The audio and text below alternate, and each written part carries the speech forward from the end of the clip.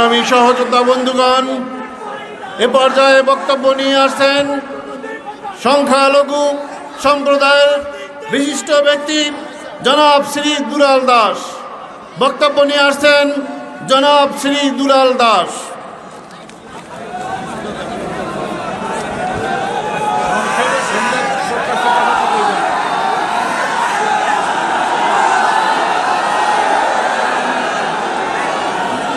আমার প্রিয় বরিশালবাসী, আজ বিজয় দিবস। প্রায় 50 বছর হয়ে গেল আমরা স্বাধীনতা পেয়েছি। এই স্বাধীনতার প্রাক্কালে আমরা আজকের বিজয় দিবসের মঞ্চে দাঁড়িয়ে সমস্ত হিন্দুদের পক্ষ থেকে আমি সবাইকে নমস্কার ও আদাব জানাচ্ছি। আপনারা জানেন যে কিছু কুচক্রী মহল আমাদের নিয়ে আমাদেরকে বিভ্রান্ত করার জন্য চরমোনাই হুজুরের নামে বিভিন্নভাবে বিভিন্ন উস্কানিমূলক কথাবার্তা এবং অপমানজনক কথাবার্তা বললে অপমানিত করতেছেন।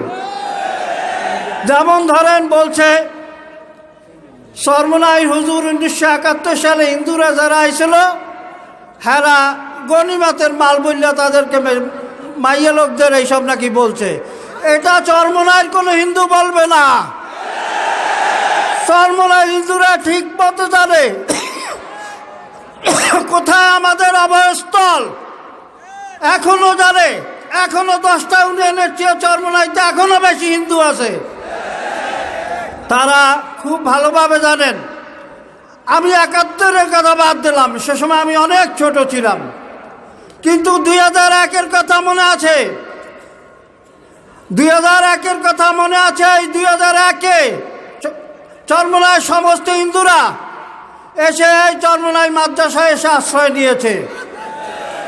সুতরাং আমরা অকৃতজ্ঞ না, আমরা বেঈমান না, আমরা মুনাফিক না।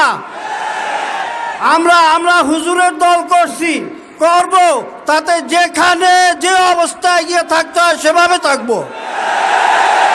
আমরা ভয় করি না এখন, আর সত্য কথা বলতে কখনো পিছপা হব না।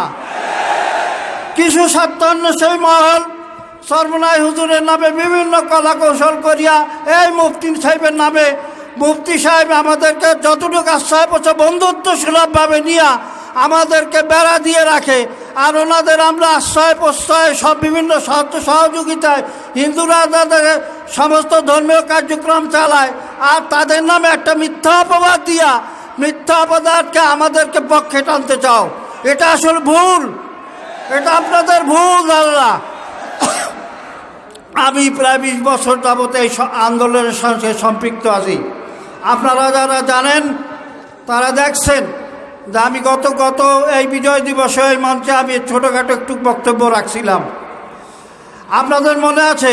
কিন্তু এবার আমরা অনেকের কাছ থেকে না জানা তথ্য অনেক পেলাম। অনেক মুক্তিযোদ্ধাদের কাছ থেকে, এর আগে একজন মুক্তিযোদ্ধা আপনাদের বলে গেছেন যে চরমোনাই আমাদের মহরুমপীর সাহেব এসাক রহমতুল্লাহ উনি বিভিন্নভাবে সাহায্য সহযোগিতা করেছেন। আমরা যখন কিছু খাইতে না পাই যে হিন্দুরা ওই জায়গায় যাইতাম, তখন চাল ডাল বিভিন্ন কিছু দিয়া তারপর হিন্দুদের খাওয়ার ব্যবস্থা করিয়ে দিছে। আর ওরা বলে আমরা নাকি হিন্দুদের কি জানো, হিন্দুদের মাল কি জানো, কি গনিমতের মাল। এটা এই ধারণা আমরা জানি না। বা কোনো চরমোনাইয়ের কোনো হিন্দু এখানে অনেক উপস্থিত আছে, তারা বলবে না যে চরমোনাই পীর সাহেবের বংশধর বা চরমোনাই পীর সাহেব আগে বা এখনো কখনো কিছু করে থাকে। আমার বারবার মনে হয় আপনারা প্রতারিত হবেন না। অন্য ঈর্ষান্বিত হয়ে গেছে। ঈর্ষান্বিত বোঝেন?